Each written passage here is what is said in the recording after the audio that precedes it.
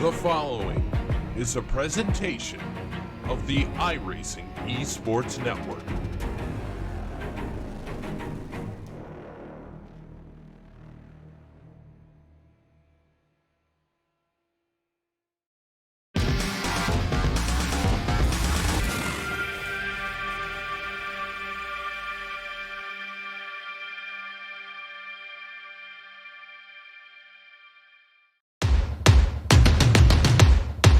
So what are you afraid of? Those feelings are made up. For anyone asking who is the best, we putting our hands up.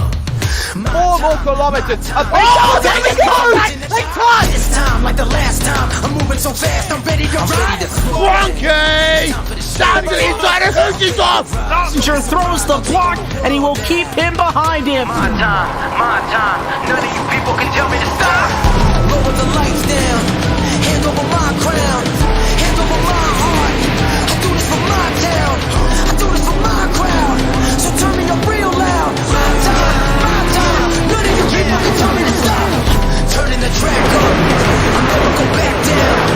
Hand over my heart. I do this for my town. I do this for my crowd. So turn me up real loud. My time. None of you people can tell me to stop.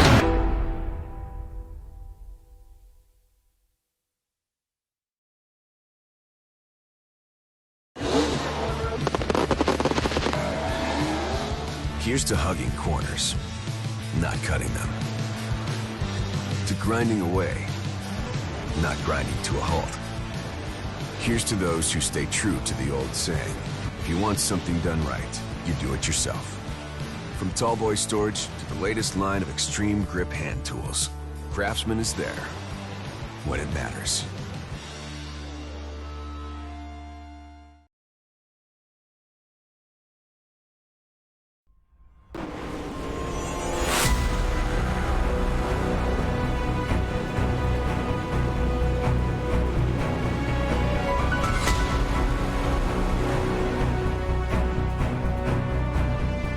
Welcome to the 7th stop of the World of Outlaws Craftsman Late Model Championship Series, and for the second time we come to the currently sole quarter-mile bull ring on the iRacing service here at Limaland Motorsports Park. These late models have put on fantastic action all season long, and they put on a brilliant show the last time we came to this quarter-mile short track. Randy Chittitt, Cam Walsh, and Hugo Louis bringing you all the action in this one, and we're going to be seeing a lot of these big fast cars up along the wall tonight, Cam.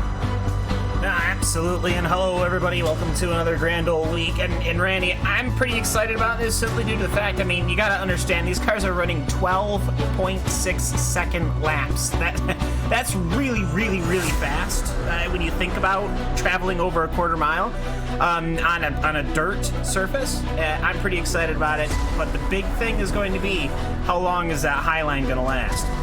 That's going to be the big question in the practice session and qualifying. Most drivers have been up along that line, but we need to take a look at your championship point standings. Well, Howard's lost a lot of momentum in the sprint cars. He's really kept it up here in the late models, has a 26-point advantage over Zach Leonardi. Alex Bergeron has settled into second, about 45 points back. Austin Carr, Dylan Hauser currently round out the top 5, and I have to say, Cam, I think if you're not in the top 4, maybe top 5 right now, maybe Nick Cooper. I think if you're anywhere after that 6th spot, Matt McKinney, John Fiddler, Ducharme, Drew Hurchko, pretty much no hopes of a championship thus far at this point. Yeah, I mean, something could certainly happen, but, you know, I would agree with you about that Nick Cooper line. I mean, that's over 100 points, but we're halfway through the championship. You never know what could happen. Anything can certainly happen. We've seen that over the last 6 rounds, excuse me. We're on the 7th, but I just...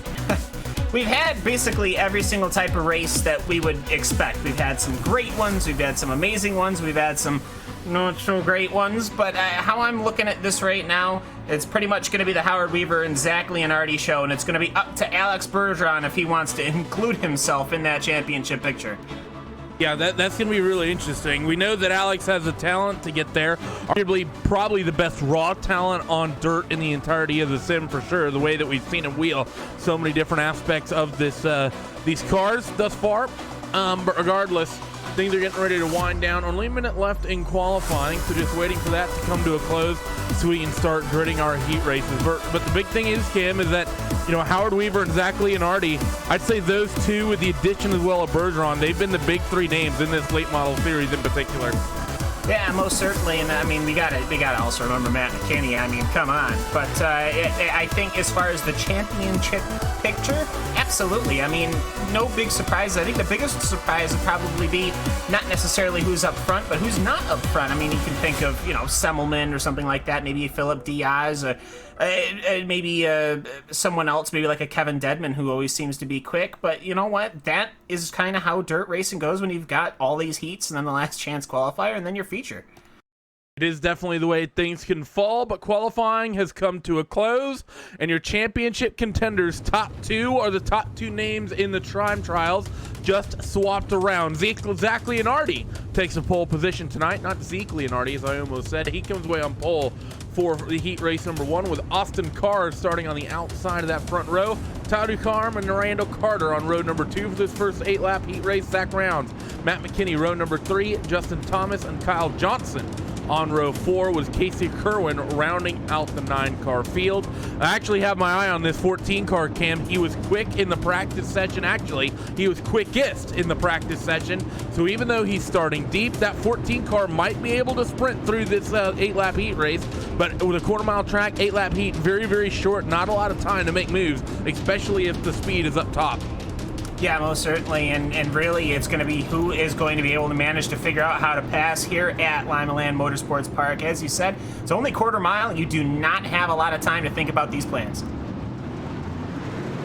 Through corners number 3 and 4, they're going to come. We're going to get heat race number 1 started here as they roll through corners number 1 and 2. You see everyone trying to get up top. A little bit of jockeying for position up there. 3 wide, nearly 4 wide as they come off corner number 2 and in towards 3 and 4. And this is what we're going to expect to see all night as they're fanning out, fighting for position.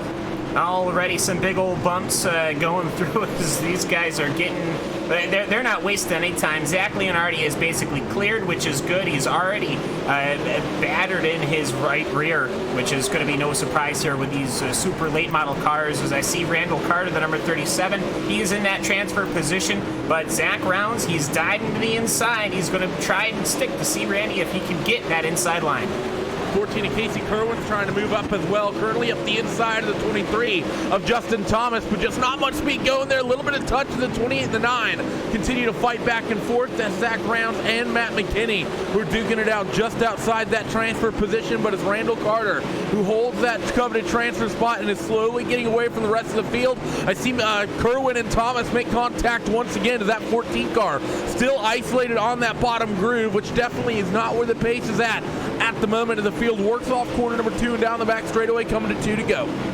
Yeah, and Tyler Ducharme has actually gotten caught by Randall Carter. I don't think Carter's going to pressure him at all, but you got Matt McKinney there. He's in that position number 5. He does not have a lot of time left. Could he perhaps push Randall Carter up the track? I'm not sure if McKinney would do that, but at the very least, he's going to do his best. We're going to have to wait and see as the white flag flies here. The fight's going to be tight for this last transfer spot down the back straightaway for the final time. Going to throw a move to Matt McKinney. At least wants to try to get there. He will not. So Zach Leonardi, Austin Carr, Tyler Ducharme, and Randall Carter will take the transfer spots. And In heat race number 1, Zach Rounds actually ends up P5, so that last second slider cost Matt McKinney a position. Then you have Justin Thomas, Kyle Johnson, and Casey Kerwin. The running order there. They finish in the exact order they started in. well, you know, it was a last lap pass to make sure that nothing happened. No, I thought that was a pretty good, straightforward race. If that's what we're gonna have to look forward to, I'm pretty happy because, of course, you know, think of Bullring. This does have some banking to it. I have to say, you know, as long as they keep it nice and tidy, I have a feeling perhaps halfway through the feature that slider might be a bit of a different story. So as we now get ready for heat race number 2, it's a 3 heat race show this evening. Howard Weaver is on pole for this one with Drew Hershko on the outside of that front row. Adam Elby and Austin Semmelman on row number 2. Kevin Dedman and Phil Diaz on row number 3.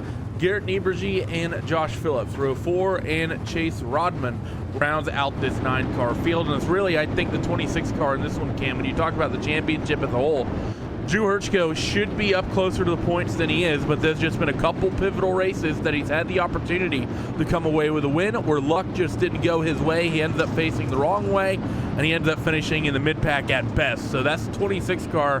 He needs to be thinking about next season because he's sort of been robbed of this one. Yeah, most certainly, and you know, you try not to do elbows out. You try not to put people into the wall or something like that. But Drew always seems to find himself getting collected in wrecks that are really of no fault of his own, as they're getting ready to go green for heat number 2. Towards 3 and 4, the 07 machine going to bring us to the green flag. See what he can do is he's going to get on it from that bottom groove. Green flag flies on heat race number 2, side by side already for that 3rd spot. That's the 74 and the 18. Adam Elby and Austin Selman. A little bit of contact there. 3 wide now for what is going to be 5th, 6th, and 7th. The 18, the 5, and the 19. And things are getting chalked up in the back as well as these guys, I think, all try to go down to the bottom to make a move. But because of that, they just checked each other right up as the 07 of Howard Weaver starting to run away a little bit. But the 26 of Drew Hershko is saying, I'm no slouch, Howard. I'm not going to let you sprint off into the distance. I believe Hershko has a better exit through 3 and 4, and actually only through the 3 and 4 there, simply because I think what's happening is that is certainly not. Yeah, that is okay. Never mind. That is not how you take corners 3 and 4. That's allowed Adam Elby and his all red 74 to come into the picture here, and that actually bunches everybody up. So Austin Selman's not going to be happy with that because he's got Dedman now right up his rear nerve part. So we're already half distance here in heat race number 2 as they roll on the top side of 1 and 2. You see everyone up there. The 94 Phil Diaz gets really tight on the entry into 1, able to get the rotation nicely on the exit though as they sprint down the front straightaway. 26 of Hershko still dealing with that 74 car of Adam Elby. But Austin Selman, that 18 car, got himself into a nice little rhythm here, just keeping that 5 of Kevin Dedman at bay as much as he can, just managing that gap as they have 2 to go. And, you know, for Howard Weaver, I mean, happy as a clam here. He's got to think here. He has had a very clean race. You can say, well, of course, he's been the leader. But you know what, though? He really hasn't touched that outside wall, which means I think his car is very comfortable on the outside high line. Definitely where you need to be comfortably quick tonight is the 07 of Howard Weaver. He's going to try the middle groove to see how it is. He has plenty of room to do so. He's going to win heat race number 2 with Hershko in 2nd. Elby and Selman will be the order they finish there. Dedman, Diaz, Nieberge, Phillips, and Chase Rodman. 2 heats, both times they finished in the exact order they started in. And, well, we'll leave it to heat number 3 to see if we can not have that happen. I gotta say, I mean, I think for Howard Weaver, he is gonna have a shot for this one. He's gonna be starting basically outside row number 2 and or row number 1 to start the feature. And Randy, I mean, he seems, at least to me, I think he was running faster than our Heat 1 winner, Zach Leonardi. The track will change, and sometimes the lap times in say heat race number 2 aren't indicative of the lap times that were put down in heat race number 1. The track will change and evolve, but it is something that definitely does happen. Heat race number 3, starting grid now rolling off. Virgil Graham and Alex Bergeron on that front row, with Nick Cooper and Jacob Fields on that second row. Josh Lawton, Charles Cosper on row 3 with Mark Molnar and David Heileman rounding out row number 4. And right here we have the 2 big names from the last time this series came here, Cam. Alex Bergeron and Nick Cooper, those were the 2 who fought for the win in that feature race. That was won by Alex Bergeron late, just timing a restart beautifully. Yeah, and that's kind of been the Bergeron thing. He's kind of getting known for being good on his restarts. How's he going to do running on the outside? And got to remember, this is going to be where Weaver's going to start for the feature. Let's see if how well Bergeron does. Alex has been the best at timing restarts all season. He does a better job of it than most here, but still a bit awkward. As tight as it is coming off corner number 4, the 42, a little bit tight. Up top, the 35, and Nick Cooper going to try his luck down low. Nothing's going to happen, though, and he's going to get passed by the 007 of Jacob Fields. Virgil Graham still trying to run away from the field. Bergeron cycles in towards second. It's going to be Fields who's third. Nick Cooper was technically fourth, but Cosper's going to get the job done as he's already up top. So move that 35 car, who started pretty close up to the front of the field, back a couple of spots in towards P5. And I think the battle for the lead here is absolutely going to kick off as Bergeron, he wants to get those points, and Jacob Fields is running there. That 007 is running strong. These guys are running 1, 2, 3, 4 just like that. No distance between these cars. How close can Bergeron run that number 12 car? I mean, you can get a nose cam off of that. You're right behind Virgil Graham. That's really the closest we've seen as Jacob Fields hits the outside wall. 007 got on the wall, and now he's leaning on the 33 of Charles Cosper down the front straightaway. They make contact again, side by side through 1 and 2, and this is going to reheat the battle for the transfer spot. 35 and Nick Cooper tries his luck down low, gets the job done on the 33. He makes contact with the 007, though, but he still manages to get into the top 4 position. Charles Cosper wants that spot back. You also have Heileman and Molnar. They spent some blood in the water. They want to make a move, too, trying to make something stick down low, but nothing going just yet. Still no speed to be had down there, but that one little checkup moment completely changed the aspect of this race as Nick Cooper, coming to the white flag, is going to try to check out and hold on to this 4th and final transfer spot through this final heat race. In towards corner number 1, Alex Bergeron throws the slider for the race lead, and he's going to be able to make it stick. Last lap, last corner, Alex, the only driver to make one of those and pass his stick. Virgil Graham gets sent back to second, Jacob Fields third, and Nick Cooper rounds out your top 4 transfer spots. Alex, I did not expect he was going to do anything nearly that aggressive, Cam, but he made that pass stick beautifully. Well, he threw the car way down there, and I went, oh, there's no way nothing's going to happen here. But ultimately, Graham ended up hitting that outside wall. That's really what got Bergeron the opportunity. And he said, you know, if you're going to miss all the shots you never take, and he ended up chucking it in there, and Graham hit that outside wall. I mean, great job for Bergeron, I got to say. That's what the racing's going to be looking like. Boy, we're going to have a good one. So with that, we now have our 14-car field for the last chance qualifier. 15 laps on the board for these guys. The top 8 will go to the feature. Let's go down your starting grid. Zach Rounds and Kevin Dedman on road number 1. Charles Cosper, Matt McKinney, road 2. Phil Diaz, Mark Molnar, road 3. Justin Thomas, Garrett Nieberge, row number 4. David Heileman and Kyle Johnson, row number 5. Josh Phillips and Josh Lawton, row number 6, was Casey Kerwin and Chase Rodman on row number 7. Cam, after seeing what Alex just did, I think everyone who's in this race would have been watching that final heat race. I think these guys are going to get real aggressive, saying, oh, well, sliding has opened up for business. Yeah, I mean, most certainly. And, you know, you put some pressure on that outside guy pushing into 3 and 4. Then you throw it way down low. I mean, you could certainly get it to stick, at least if you're Alex Bergeron. So, well, we'll have to see here. Consolation coming up. 20 to Zach Rounds gets on it and brings us to green flag. 15 laps on the board to decide who's going to start here. The top 8 transfer. Things are getting crazy already. 3 wide for that 3rd spot. There's no need to get that aggressive, boys. You're already in a transfer spot, and I think one of them's going to lose it. 33 of Charles Cosper. He gets sent around. The 40 car gets sent around as well. That's Josh Lawton. So a couple of the drivers that were involved in that tight 3 wide action way up in front for really no good reason at all. Both go all the way to the back of the field, and pretty much that's the end of their night as we have a car upside down on the front stretch. Yeah, that's Cosper. Ended up happening there. Joshua Lawton, he started going, and Charles Cosper was basically stopped. He had nowhere to go, and, well, he flipped him over, and took him a while to clear the car. But you know what? It was well down low, out of the way. So just looking to the lead battle here, I mean, Zach Rounds at 28 car, he's got at least a 2-car length run here, but that outside is just starting to have an issue.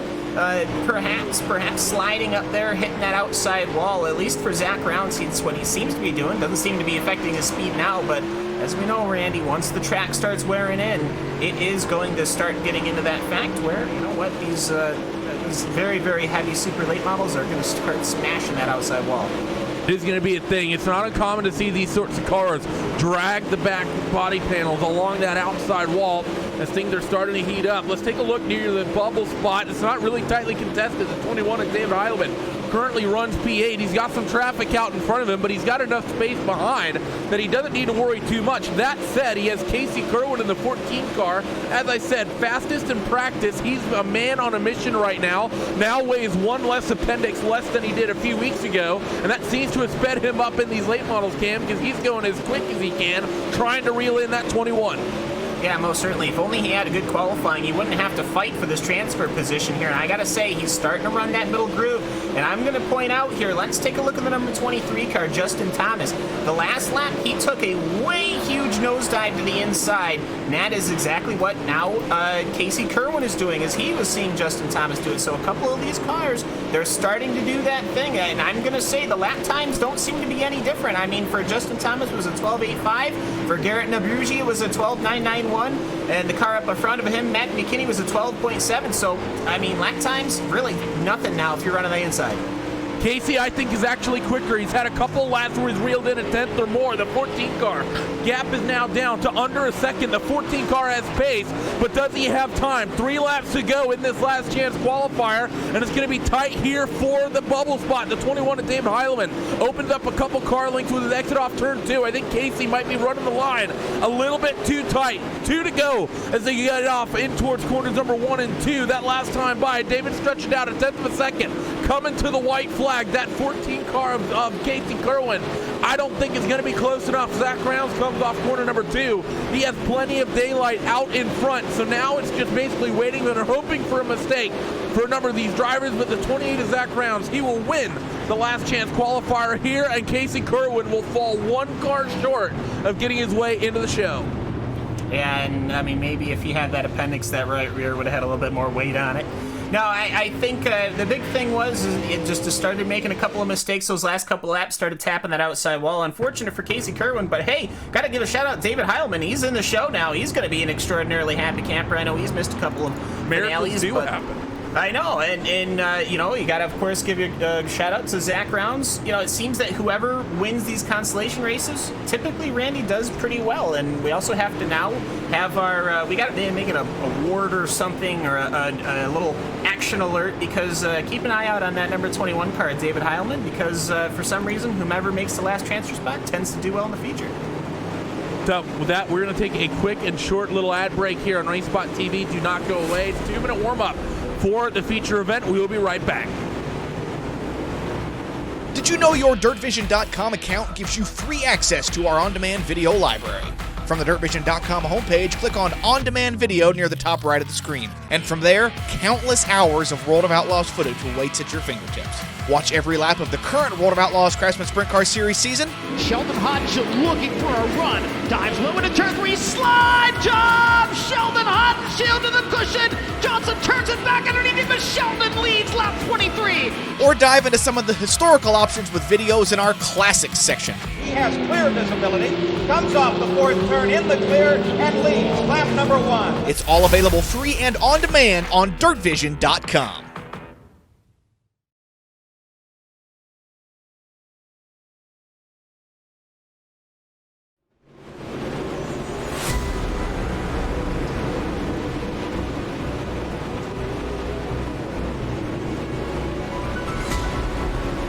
Welcome back as the warm-up is getting ready to come to a close and action is getting ready to pick up on this quarter-mile bull ring, and this is not a race I think you're going to want to miss. The top has been quick all night.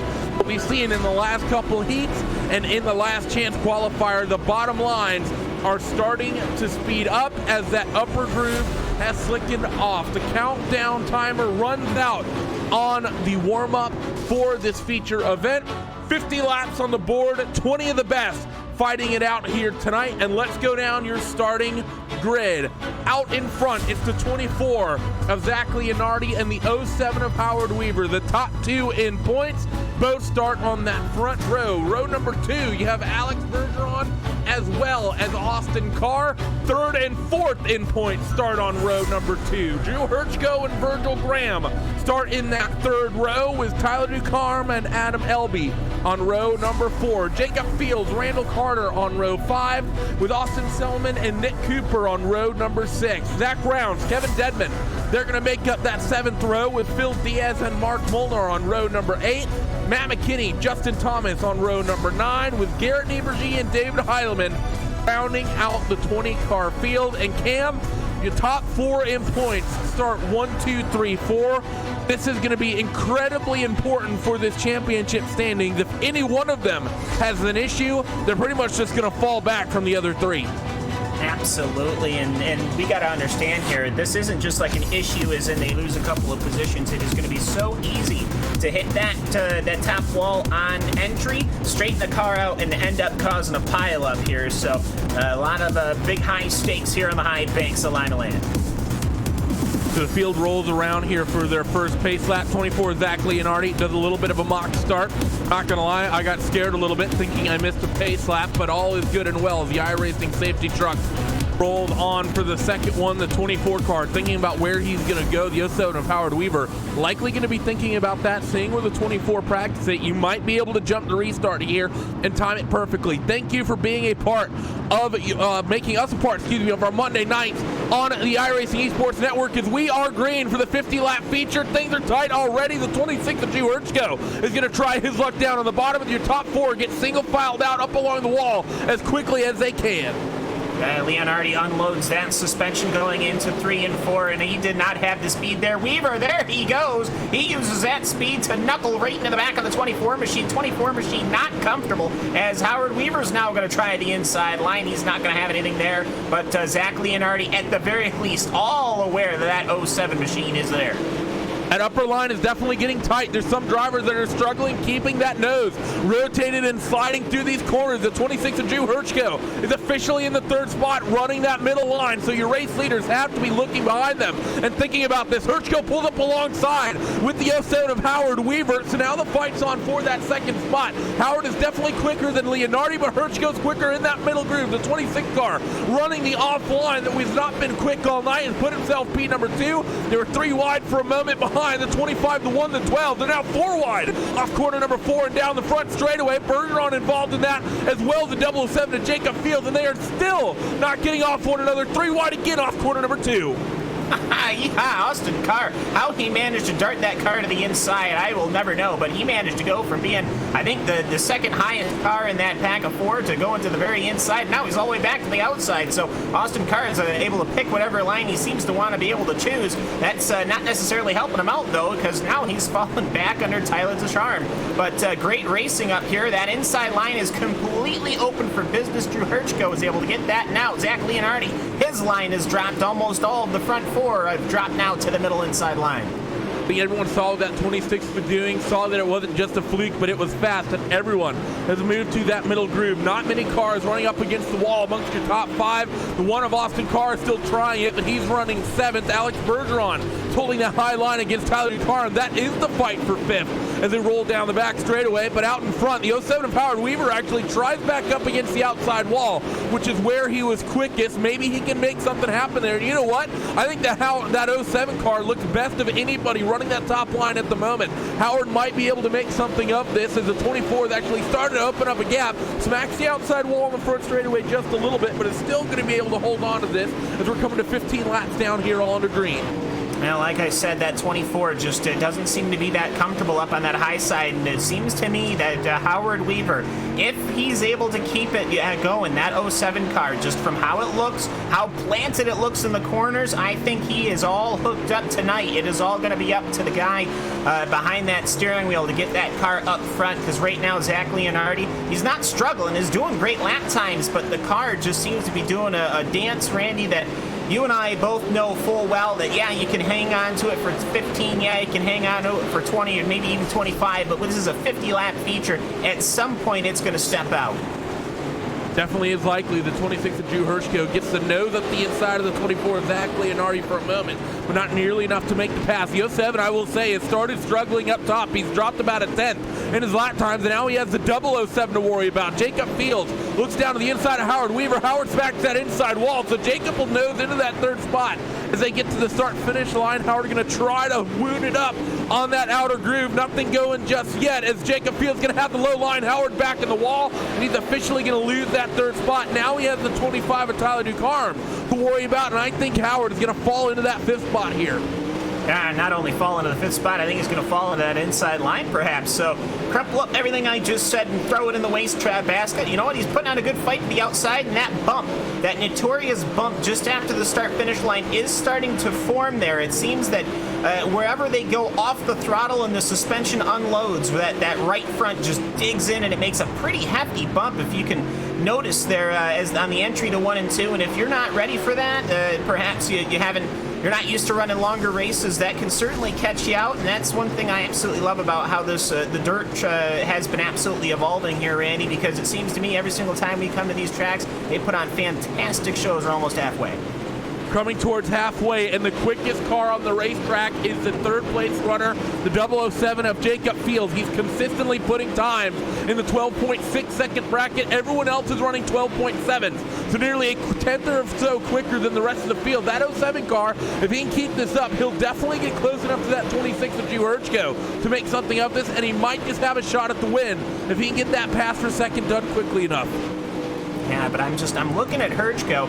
He's been running that inside the entire time, and you know this, the only way that we're really going to get a pass, and because obviously they're also teammates, Fields and Hurchko, the only way you can really get a pass on somebody that's running that inside line, you're not going to be able to really get the grip to, say, slingshot. This is only a quarter mile. You don't have the space to do that. You're going to have to start nosing and bumping, and I'm not necessarily sure if teammates are going to want to do that, as we have lap traffic for our leader, Zach Leonardi, and I can't remember the last time this happened, Randy.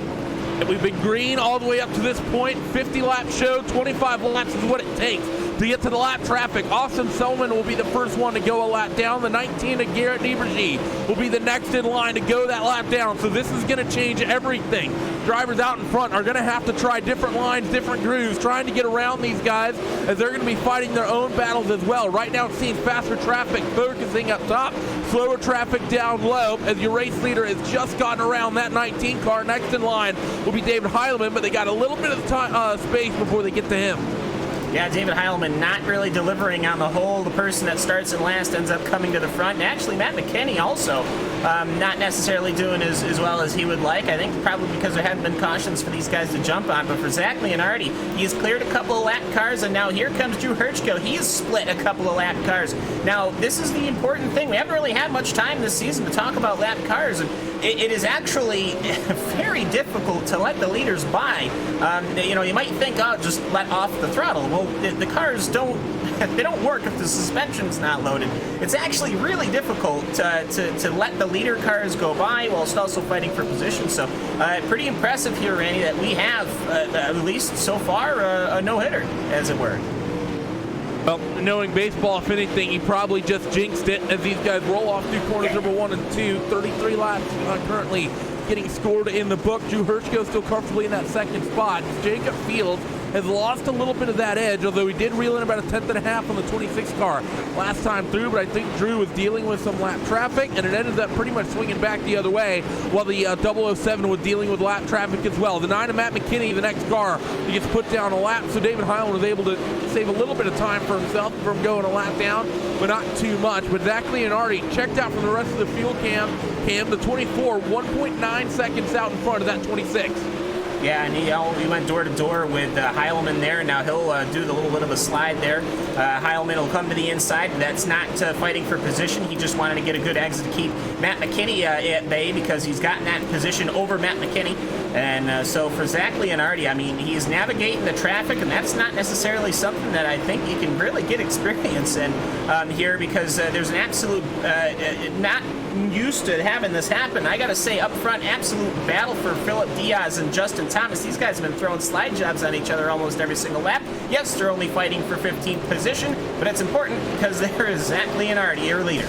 That's going to get important with the fact that these guys are racing so hard wheel to wheel. Most of the lap traffic has been relatively nice and gotten itself single file. Phil Diaz and Justin Thomas, they don't know what single file is as they throw another slider back and forth and slot the positions one more time. 24 is going to get there, and they're going to calm it down just for a little bit, but Zach does not get a great exit off corner number 2, so he's not able to get around that number 94 car. Going to try to straight line this exit down the front straightaway, pulls alongside that Simi Jimenez car of Phil Diaz, gets him a lap down. Now how is he going to get through Justin Thomas with a 94 car down to the bottom? He tries sliding to the bottom, but that's exactly where Justin ended up going.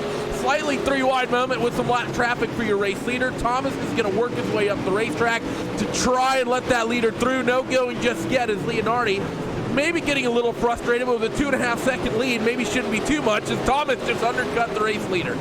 Yeah, and Thomas isn't doing anything wrong here. I think that's the big thing to understand. He's got to worry about getting points over Phil Diaz there. As Zach Leonardi now, he's back to that high side. He's comfortable. He's going to easily blow by the number 23 car of Justin Thomas. So that is all said and done. He's now going to have Kevin Dedman on his sights, and he's got pretty much no battles up until you get into 9th position, which is an absolute four-way scrap between Randall Carter, Nick Cooper, Adam Elby, and Zach Rounds and Virgil Cram. So you got to remember there's fighting going on all over this track, and at some point I have a feeling Leonardi's going to get there. There's only 5 laps to go. Maybe he won't. We're going to have to wait and see, but this 4-way scrap is definitely the tightest action on the racetrack. 35 of Nick Cooper, 37 of Randall Carter. They're wheel-to-wheel in that sort of front row, so to speak. The 42 and the 28 are the next two as they work their way through corners number 1 and 2. And the 35 just trying to keep that advantage on that upper groove any way that they possibly can. They're also really in the 74 of Adam Elby, so that's 5 cars all duking it out for the same couple positions here in your mid-pack. But for Zach Leonardi, just 2 laps to go and some change as he works down the back straightaway, coming to 2 laps to go, working through 1 and 2, has a 2.9-second lead over Drew Hirschko, who's about a half a second or so out in front of that 007 to Jacob Fields. Tyler DeCarm runs 4th, and Howard Weaver runs out your top 5. Leonardi through corners number 3 and 4 for the penultimate time. Going to get the white flag at the iRacing starter stand. Through 1 and 2, a little bit of lap traffic sort of out in front of him, but nothing to worry about for Mark Molnar, especially when he has a 3.5-second advantage to Drew Hirschko. But for Zach Leonardi, 50 laps all green, he's going to lead every single one of them, and Leonardi will take the win here at Lima Land. We did it! They finally did it! A full green flag feature. How about that, ladies and gentlemen? Randy, I gotta say, I don't think we've seen a 50-lap feature go all the way green, and it was a good race, too. I mean, yeah, for Zach Leonardi, he had to deal with the traffic, but we had great battle between Howard Weaver and Bergeron, and then the rest of the field, absolutely fantastic. One of the best races that we've seen in a while, and with that, let's go down your official post-race results. For Zach Leonardi and Dead Zone Racing, he pulls off another win as Drew Hirschko is going to come home once again in that 2nd spot. Jacob Fields in 3rd, Tyler DeCarm in 4th, and Howard Weaver rounds out your top 5. Alex Bergeron finishes in 6th, Austin Carr 7th, Adam Elby in 8th, Nick Cooper in 9th, and Randall Carter will round out your top 10. Getting down now into the depths of the field as Zach Rounds comes home in 11th, Virgil Graham in 12th, Mark Molnar in 13th, Kevin Dedman in 14th, Justin Thomas 15th, Phil Diaz, David Heileman, Garrett Nieberge, Austin Semmelman, and Matt McKinney round out your 20-car field. 50 laps of action, all green. Took 10 minutes, 41.2 seconds. Sprint car guys, I want to see the same performance from you next time out. I want to see 30 laps done and dusted in 5 minutes. I know you can do it, but we're going to take a quick commercial break here on RaceSpot TV and the iRacing Esports Network. Step aside and get some post-race coverage coming for you in just a moment. Don't go away.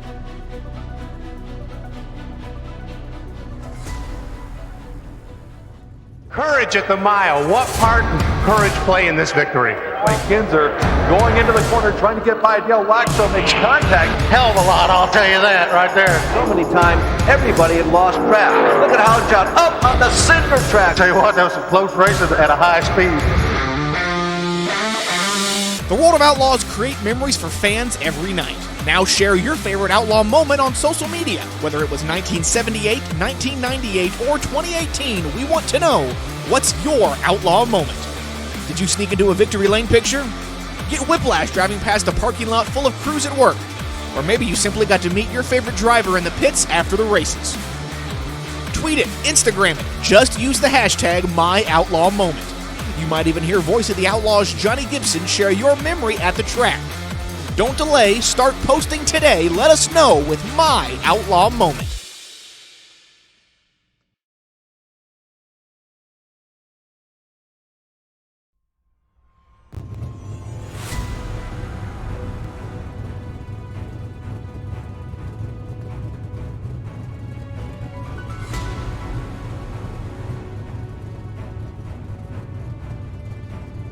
Welcome back to RaceSpot TV, streaming live on the iRacing Esports Network and, of course, on Dirt Vision. 50 laps of racing went green all the way through, and at the end of it, it was the 24 of Zach Leonardi who brought this thing home at a quick time pace of 10 minutes, 41.2 seconds. Let's get that race winner into the RaceSpot TV booth right here, right now. We are now stood by with him. Zach, what a run from you in that 24 car. Absolutely fantastic run out in front all night. 50 laps, pretty much 50 laps led from start to finish, not a single caution. Talk to me how that track changed tonight, because it started out quick up top, but that middle groove really came in strong. Yeah, it was awesome. I'd, in pre-race practice and stuff, I'd been in pre-race with pretty much everybody, and I knew when it was early on up top, I was pretty good, and when it got really slick and it was up top, I was really good. But I knew when it got down to that bottom middle side for a while, I knew Drew was really good. I don't think Jacob turned a lot of practice laps, so I wasn't really expecting him, but he really turned it up there. And whenever I was sitting there on the bottom with Herchko and he was creeping up on us, I was getting a little bit worried. But whenever it slicked up enough where I could steer up in that top groove, it was really good and it just took off. Now, talk to me a little bit about dealing with the lap traffic. It's something we typically don't see in either of the series. Even with the late models, with the slightly longer race distances, we'll usually get a caution somewhere in the realm of every 15 to 20 laps that sort of resets the field, so you never really have time to get there. How difficult is it dealing with lap traffic that's sort of fighting its own battles, considering it's something you probably only deal with once every 10 races or so? Yeah, it was a challenge for sure. About the time I got to lap traffic, I don't know what the guys behind me were doing, but I found I couldn't really hook up on that bottom like I could earlier in the race. So whenever them guys would be running up on the top where I was running and I had to move down for them, it was pretty difficult to take a run on them. I was having to throw a lot of side jobs on the lap cars, and sometimes I can get a little sketchy, but it worked out in the end, and everyone's real respectful in this series. So everyone gave me room. There were a couple of moved over for me, and I really appreciate that stuff. So it was a challenge, especially with the way the track was, but, it's always fun coming through lap cars and, having to maneuver and stuff. Thanks for joining us, Zach. Congratulations on a big win. I know this is going to be really important for you in the championship hunt, especially with your main championship rival of Howard Weaver falling back to just finishing within the top 5. Before we let you go, who gets it done for that 24 car? I want to give a shout out to Dead Zone Racing, Leonardo Race Designs, the Drill Spill Chassis Works, and I want to give a shout out to Tyler Ducharme. We put a little partnership together after the last race, and Lima Landis track he struggled at, and so he helped me, or I helped him out a little bit there, and we're gonna work together for Williams Grove in a couple weeks. And I was happy to see him come through the field there, and we were really strong early on in the night, so I was glad to be working with him, and just everyone watching, and you guys doing the broadcast deal, iRacing for putting it on, and World of Outlaws for sanctioning it for us. There it was, race winner tonight, Zach Leonardi puts in a dominant performance tonight, and he comes away with the big win. But second place, once again, for that 26 of Drew Herchko, just comes up a little bit short, and he stood by with Mr. Cam Walsh. And we have the black and turquoise number 26 of Drew Herchko. Drew had a good run out there, 50 green laps. I mean, I can't honestly remember the last time I've seen 50 green laps in a dirt race. Absolutely fantastic job. I mean, it's a bit odd once you start getting into lap traffic, then I can imagine. Yeah, no doubt. I need a chiropractor and a shower after that because I was leaning so hard in my chair and I'm sweating so much. But 50 green laps was a lot of fun. My setup at my car could really only go one spot on the track and be really fast. So lap traffic was definitely really interesting, but it was a heck of a lot of fun out there. Yeah, Jacob Fields, your teammate there, he's behind you in the 007. He was chasing you down. There were a couple of times where he was right quick with you, and then it seemed that you managed to catch a lapped car perhaps at the right time, or something would happen and you managed to get another 2-3 car lengths. But, I mean, it's a pretty big challenge having somebody kind of breathing down your neck, I can certainly imagine, when you got a slickening off track here like we did here at Lima Land. Yeah, exactly right, and that's what I could feel him coming up on me and getting close, and so I would try and do something different. And that's where I think I'd lose a little ground, and that's the wrong thing to do. So then you go back to what you were doing, and he'd do something else, and we gain a little bit of ground. So it was a lot of fun racing him. I'm glad that it was a little bit stress free. I didn't have to run side by side with him because I don't think we would have been able to hold him off very long. But it was still a lot of fun racing side by side. Williams Grove, we're going to the paperclip next. Super late models, very heavy cars. We had 50 green laps here. You think we're going to go green at the Williams Grove? If I was a betting man, I would bet no. I think that, that track, you're fighting for a small patch of ground that everybody wants. So, but I mean, you thought the same thing here too. So, you have 20 of the best drivers starting in the A main, and everybody's pretty cautious and looking out for each other, so it wouldn't surprise me, but I'm cautiously optimistic. Mr. Drew Hirschko, who'd you like to give a thanks to? Everybody on the Elite 7 racing team, all the guys. Dylan Fox helping me out with the setup a lot. He should be in this Pro Series as well, but he's been a huge help with helping with the setups. Jason George coming in here and helping us out as well. Zach Rounds, Jacob Fields, teammates, John Fiddler, Keith Hackney, Kyle Trevathan, if you're watching, buddy, we're looking out for you. He's going through some tough times, but we're thinking about you. All of our sponsors on the team, True Form Race Products, the Dirt Million. Everybody go to dirtmillion.com. Get out to Mansfield, Ohio next weekend. Not this coming weekend, but next weekend, and go watch that race. Water Truck Productions and iRacing iFlag, and my brother Derek watching in Texas. All right, there you go, the long list, and if you forgot somebody, I wouldn't know. By the way, Drew, thanks so much for hopping in the booth with you. We'll see you next time. You got it. Only people I forgot were Cam Walsh, Randy Cheneth, and Hugo Louis. So no one important. Exactly. You said it. So, anyway, that's Drew Hirschko, the number 26 car. Good running, I think, from him, Randy. I mean, it seemed to be a very comfortable here at this track. Yeah, he definitely was. He got that bottom hooked up quick, and he used it to perfection, and I think he needs to be happy with second place considering where he started and the way the race panned out. I really don't think there was much where he could have ever gotten out of that car. But similar story for the man who comes home in third. The 007 of Jacob Fields started in that 9th spot, started deep in the field, and ends up running in third. Jacob, you were one of the ones who kind of hooked up the bottom relatively quickly and pretty much found speed down there. What did you have to do to the car to make that bottom work so much earlier than everyone else? I ended up making a last-second decision on a gear change, and it ended up working out pretty well. And, I mean, there was a phase where you were the quickest driver on the track. I think Zach said that he was really scared of Drew, and he was kind of surprised to see you up there. Did the track just sort of fit your kind of style, being able to run that middle line the way it did? Or why were you able to drive through the field when really we didn't see that performance from anyone else? You end up +6 on the night, which I think for the most part is the biggest gains of anybody. I think next biggest actually is Drew at like +3. Yeah, I mean, it was kind of worrying at the beginning. I wasn't sure if I was going to get caught up in anything.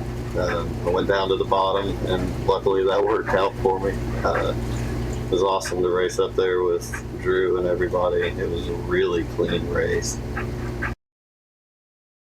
Thanks for joining us, Jacob. Congratulations on a fantastic run here tonight. 9th up to 3rd. Like I said, the only driver to pick up 6 spots or more, and I'm just having a look through. Yeah, the next biggest is about 3 spots. So congratulations to you, Jacob.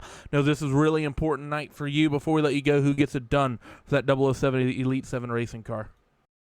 Yeah, as always, I got to thank the guys at Elite 7. I couldn't do it without them. Got to thank True Form Race Products, the Dirt Million, Water Truck Productions, and iRacing iFlag. I got to thank you guys for always putting on a great broadcast. It's awesome to go back and watch. Well, there he was, Jacob Field in the 007 car, big gainer on the night, but another person who worked his way through the field a bit is stood by with Cam Walsh, and that's the 25 of Tyler Ducarme. Tyler DeCarm, I mean, you started in 7th. Whoop.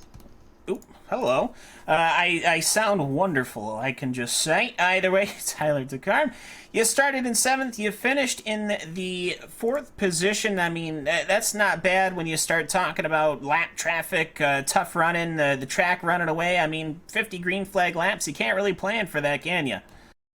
No, of all places we can go 50 laps green flag, where is at Lima Land, you know? I mean, this Dead Zone Racing, SRA Motorsports Camaro was hooked up tonight. I mean, we've been on rails this week. Zach's, I mean, he's turned our program around here, and I was hoping for a caution because I knew we were getting good there. I got by Howard, and it took me so long to get around him, and it just I was just as good as those guys, but I just couldn't get up there with the amount of laps we had left. But hats off to lap traffic. I mean, they raced us clean up front. They got out of our way when they needed to, and gave us plenty of room to race. So that's all you can ask for a racer on them guys. I mean, it's cool to see the respect from them guys. Well, we're going to from the quarter mile bull rink here at Lima Land Motorsports Park. We're going to be going to the half mile at Williams Grove, and honestly, it certainly doesn't feel that much bigger, does it? No, they definitely race. I mean, you wouldn't think a big track like that would race similar, but I mean, you got to go down straightaway, you stop, turn the car, and race down the other end. It's almost like the dirt version of Martinsville is the best way I can think about it. So yeah, the paperclip as we call it. Yeah, so it'll be interesting to see how that races, and but I'm looking forward to it. That's probably my favorite track on the game, and we've been very, very good there, and hopefully we can turn around all these fourth place finishes into a win, because it's getting kind of old finishing fourth every week. But we're coming along. We almost got it last week or a couple weeks ago at Volusia, so we're coming right around. So hopefully we can be there at the end of the season. Now, Tyler DeCarm, give you the floor is yours, and well, maybe we'll have another conversation at Williams Grove. I hope so, but I say give a shout out to Sim Racing Authority for coming on board. All their help through the season, and play him on Twitch. He broadcasts Mondays, Wednesdays, and Fridays on Twitch. Go check him out. And Dead Zone Motorsports. I mean, what is there to say? I mean, Zach is just me and him and Casey working together. Just we've got some really fast hot rods underneath it. It's unfortunate that Casey didn't make it tonight, but hopefully next week we can get him in the show. But yeah, and hats off to you guys for doing the broadcast. It's always fun to go back and watch during the week. And shout out to the World of Outlaws and the World Racing Group for putting this on. It's always a blast to come out here and do these races. Well, Tyler, so thanks so much for hopping in with us. We really appreciate it. And Randy, I'll hand it back to you. And with this, 10 minutes and 41 seconds to run 50 laps in super late models. That's not bad when we were considering we were running 25, 30 lap in sprint cars running 13 minutes. Well, no comment on that one, but yeah, it's a very quick race from these guys. Extraordinarily well done, and loved it. It was absolutely perfect. We talked about the fat can that the championship leaders all starting 1, 2, 3, 4. Those who would have a good night would have a really, really strong situation in the points going into the final 4 races, and those who had a bad night would sort of put themselves on the wrong foot for the last third of the season. And having a look at the preliminary point standings coming away from this, Leonardi with the win, 13 points off of Howard Weaver with 4 races to go. Bergeron gets into about 44 points back in third, and Austin Carr, he falls back 125 points off of Howard Weaver. So just off of tonight, I'd say we've gone from 5 or 6 cars that might have a chance to 3. Yeah, absolutely. And even with a fantastic finish from Herchko, it's still only good enough for 8th position. But either way, great racing here at Lima Land. Let's see what they can do at Williams Grove. Hopefully it'll be an action-packed race at the Paperclip, one of my favorite tracks on the service. Thank you for joining us, though, here on the iRacing Esport Network for the World of Outlaw Craftsman Late Model Championship Series. If more action here is what you are interested in, be sure to subscribe to the iRacing Esports Network. World Championship action pretty much every single week coming at you from RaceSpot TV. In fact, this week we have another round of the iRacing Rallycross World Championship.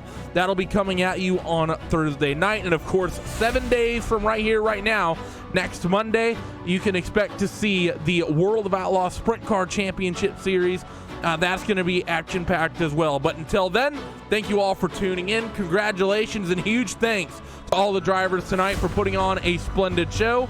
And thanks as well to you all for tuning in and making us a part of your Monday evening. See you next time.